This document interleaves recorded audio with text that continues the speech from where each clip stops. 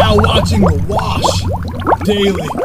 Today news, Massachusetts Cannabis Control Commission's Shaleen title said she was embarrassed with the equity program, how it's going so far.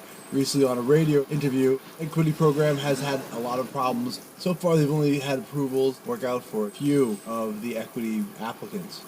One of the biggest problems with the equity program is the host community agreement piece. What's been happening with the host community agreement, communities in which the cannabis shops open are able to use their signature in an extortive way and demand more money for the privilege of doing business in the town.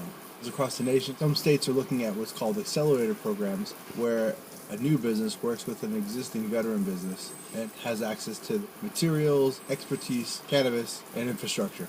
Not everybody is thrilled with the accelerator programs because the equity programs are intended to produce an opportunity for people who aren't connected to big agri.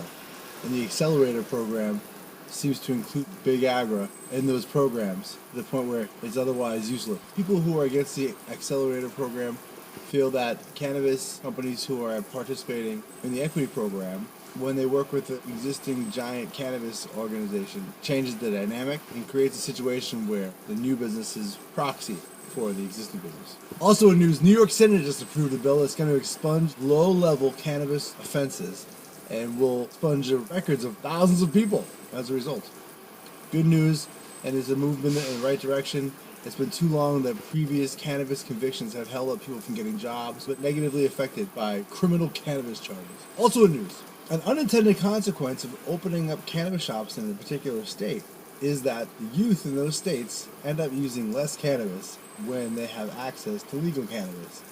It's somewhat of an enigma why this is the case, but most folks would agree that when you make something prohibited, more people want to do it than if it wasn't prohibited. And the full legalization of all drugs would make more sense than the full-scale war on drugs and drug users. Thanks for watching The Wash Daily.